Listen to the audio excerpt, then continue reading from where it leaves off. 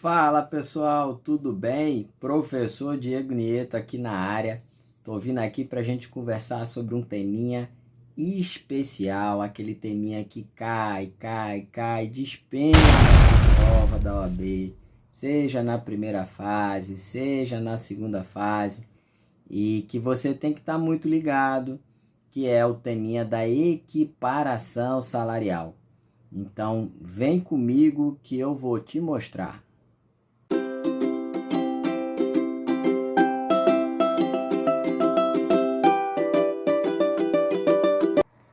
Bom, pessoal, vamos lá. Equiparação salarial, aquele teminha que sempre atormenta todo mundo.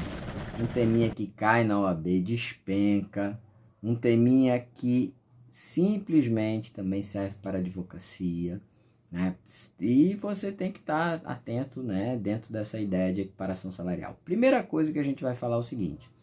Equiparação salarial, ela vem de uma ideia do princípio da isonomia, né? Daquela ideia, inclusive previsto lá na Constituição Federal, seja pelo princípio da igualdade lá no artigo 5º, mas também pelo princípio da não discriminação, pelo princípio da isonomia e da não discriminação, que está lá inclusive no artigo 7º, inciso 30 da Constituição Federal.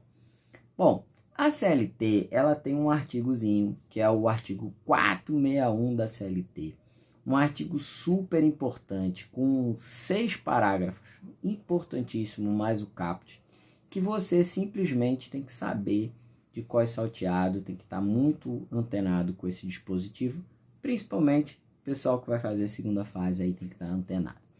Então, o artigo 461 e a súmula 6, que é uma súmula super importante também, apesar de ser uma súmula que vem passando, tem vários dispositivos, são 10 dispositivos, né, 10 incisos nessa súmula, e essa súmula também está um pouquinho em confronto com o 461, principalmente depois da reforma trabalhista. Mas vamos lá. Primeira coisa que a gente tem que ter ideia do Instituto da Equiparação Salarial é que a CLT ela coloca lá que será equiparados, né, entre paradigma e paragonado. Paradigma quem é? Aquela pessoa que visa se espelhar em alguém, né? Trocando, né? O paragonado é aquela pessoa que visa se espelhar no paradigma. Então, o paradigma é o espelho, é aquela pessoa com quem eu viso me equiparar. Eu sou paragonado. Se eu quero me equiparar com o paradigma, eu sou o paragonado. Então, o paragonado, ele vai buscar para, primeiro, todo trabalho de igual função, de idêntica função. Idêntica função é o quê? É o mesmo nome do cargo? Não. Idêntica função é trabalho semelhante, trabalho igual. Ou seja, eu preciso ter aquela ideia de trabalho igual, de trabalho de igual valor, melhor dizendo, mas não necessariamente é a função, é a tarefa que determina essa ideia de igual valor, tá? Então, no caput do 461, já é dito lá que todo mundo receberá de forma semelhante para trabalho de igual valor. Bom, o que é trabalho de igual valor? O parágrafo primeiro ele vai destrinchar o sentido de trabalho de igual valor. A gente tem um sentido métrico, vamos dizer assim, um sentido objetivo de trabalho de igual valor. Obviamente que tem a ideia de perfeição técnica, de mesma qualidade técnica. Veja, trabalho exatamente igual, absolutamente igual, ninguém, é impossível uma pessoa ser absolutamente igual a outra. Agora, eu posso estabelecer uma métrica, né? Então, um trabalhador produz tantas tampinhas, né? Um outro trabalhador produz menos 10 tampinhas, menos 5 tampinhas, menos 20 tampinhas. Ou seja, não haver uma diferença absurda, uma diferença absoluta, uma diferença muito grande em relação à qualidade e à quantidade de trabalho desenvolvido entre paradigma e paragonado. Um detalhe muito importante que está lá no parágrafo 1º é também a ideia do tempo para o conceito de equiparação necessária de igual valor. Não pode haver uma equiparação entre pessoas que têm uma diferença de 4 anos na empresa. Então, o paradigma está há 6 anos dentro da empresa e o paragonado entrou na empresa agora. É possível essa equiparação? Não, não é possível.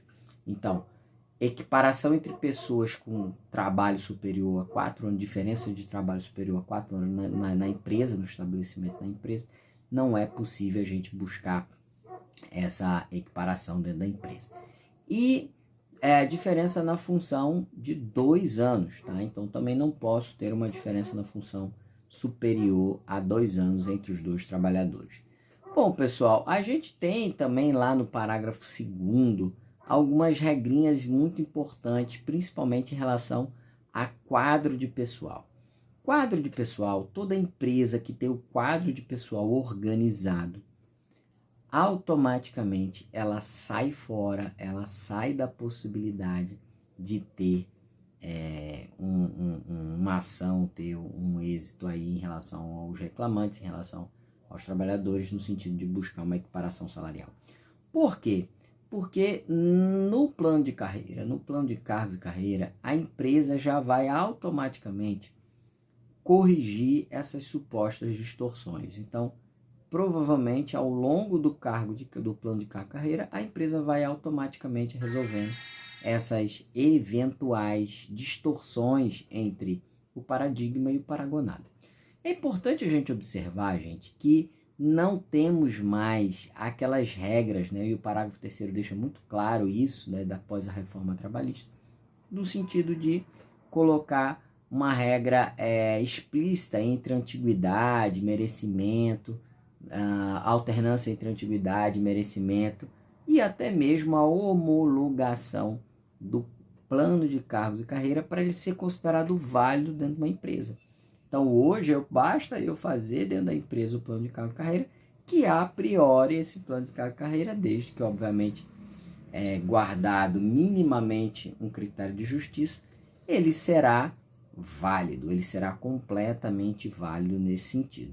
Bom, um ponto muito importante também e aí é um requisito negativo, existem alguns requisitos negativos que a gente tem que observar, né, dentro da possibilidade da equiparação, é que o trabalhador readaptado, trabalhador recondicionado, readaptado a uma função, ele jamais pode servir de paradigma. Isso por quê? Isso porque o trabalhador readaptado, ele provavelmente está numa função diferente para a qual ele foi contratado. E, obviamente, que ele não pode servir de referência remuneratória para outros trabalhadores, né? Então, por isso que a CLT, lá no parágrafo 4º, já corta um pouquinho o trabalhador readaptado desse critério de paradigma. Bom, um outro ponto muito importante, que também é um requisito negativo, é não existir o chamado paradigma remoto. Ou seja, a busca da equiparação entre o paragonado e o paradigma só pode se dar por trabalhadores contemporâneos, ou seja, trabalhadores que estão naquele mesmo período de equiparação. Então, vai comparar o período de 2020, né? 2022, 2021 e por aí vai. Eu só posso me equiparar naquele período e em relação a pessoas que trabalharam contemporaneamente e juntos, né? Pessoas que trabalharam de alguma maneira associadas, né, dentro daquela dinâmica. Eu não posso, para um paragonado, buscar uma equiparação com um paradigma pautado no que o paradigma conseguiu com um terceiro, né? Isso seria aquela ideia de paradigma remoto. Então, o paragonado conseguiu com o paradigma porque o paradigma conseguiu com o terceiro. Isso não pode existir, né? Só pode existir uma relação de análise ali específica com aquele caso específica e de forma contemporânea. Bom, uma coisa muito importante que a gente tem que observar também é o parágrafo 6º do 461. O que diz lá? Que isso daí é uma análise bem mais extra, uma análise mais além de que pode ser solicitada, inclusive foi uma modificação, uma inovação da reforma trabalhista, no seguinte sentido: se essa discrepância remuneratória se dá por uma razão de etnia, por uma razão de sexo, né, por uma razão exclusivamente nesse critério, né, que obviamente configura muito, né, uma atuação discriminatória do empregador, pode existir uma multa, né, a aplicação de uma penalidade, além, obviamente, do pagamento das diferenças salariais, haver também o pagamento de uma multa de até 50%, né, uma multa de 50% do teto do RGPS, do Regime Geral de Previdência Social, que é um critério anualmente revisto, restabelecido, que é o valor máximo de aposentadorias e pensões no país. Então, esse parágrafo 6º também é uma grande e importante inovação que a gente tem que observar. Bom, eu gostaria de falar também de alguns pontos importantes, né? Vamos lá. Primeiro ponto importante que eu gostaria de falar é que a súmula 6, a famosa súmula 6, que se junta aí no artigo 461, ela passou por... Ela, na verdade, está em vigor ainda, mas ela tem uma série de dispositivos, ela tem 10 incisos, né, na súmula 6, e ela tem vários desses incisos que estão problemáticos, estão em pane com a nova redação do 461. Então, o inciso 1, o inciso 2, o inciso 6, né, o inciso 10.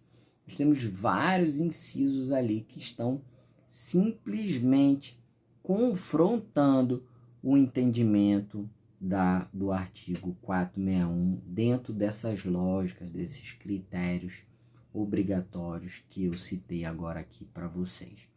Então, ao eu ler a súmula 461, ou a súmula 6 e o artigo 461, é bom eu fazer um cruzamento. E, obviamente, prevalece a ideia da lei, né, o previsto no 461, em detrimento do que está escrito lá na súmula.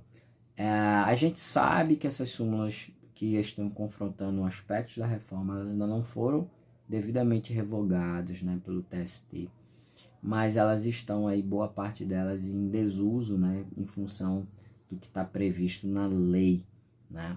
Bom, um outro ponto que eu queria falar da súmula 6 é que há um posicionamento na súmula 6 no sentido da inversão do ônus de prova em relação ao pedido de equiparação salarial. Então, é dito na súmula que cabe ao empregador apresentar elemento distintivo, modificativo ou impeditivo do direito do reclamante em termos de pedido de equiparação salarial. Uma coisa também importante, e por que é colocado dessa maneira, é porque muitas das vezes a produção probatória num pedido de equiparação, né, o documento, né, o contra-cheque, né, do paradigma, ele, via de regra, ele está na mão do empregador.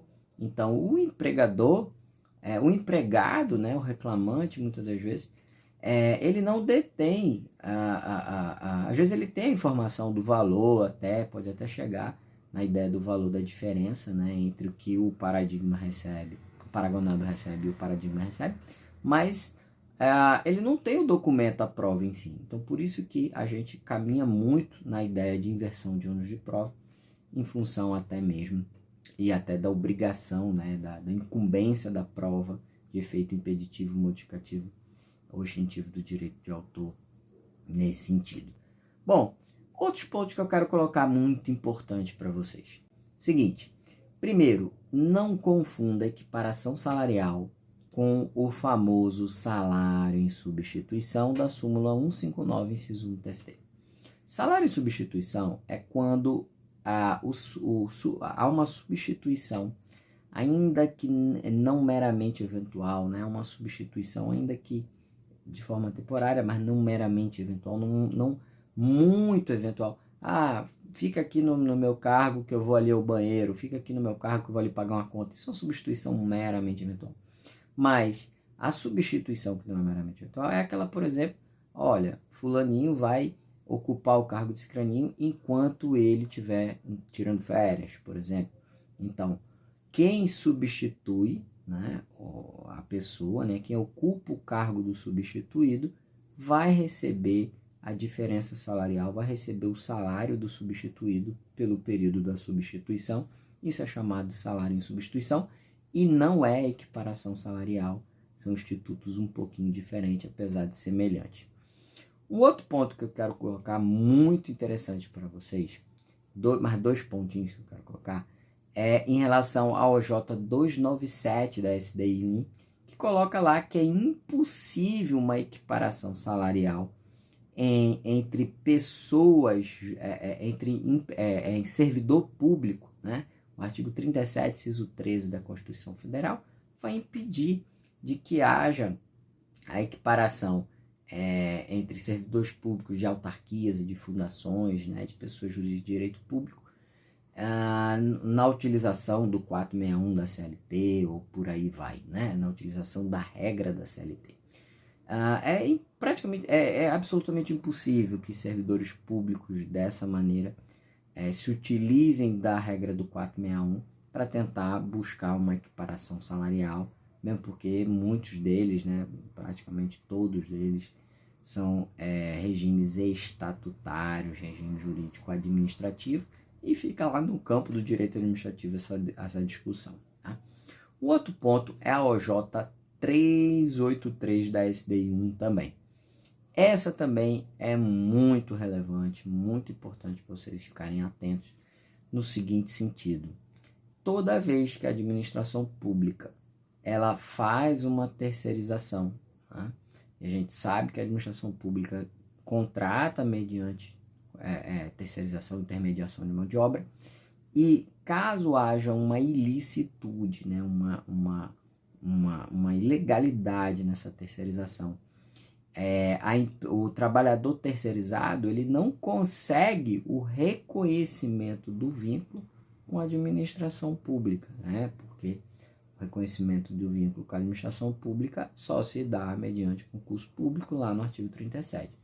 Mas é possível que o trabalhador, né, mediante uma terceirização indevida nesse sentido, busque a equiparação com os contratados diretamente pela administração pública. Então, é importante essa OJ 383, que ela vai muito nesse sentido de não justificar o reconhecimento do vínculo, mas justificar a aquisição de direito semelhante em relação aos trabalhadores que haja uma ilegalidade nessa intermediação de mão de obra, tá bom? Bom, era isso que eu queria trazer para vocês. São algumas informações super relevantes. Aquele teminha chave, aquele teminha que cai. E vale muito o detalhamento e a lida do artigo 461 e da súmula 6 do TST, tá bom? Então, se você gostou aí, dá um like aí, curte, segue a gente. Tamo junto, galera do TP. TP é pra fechar, tamo junto aí. Abração.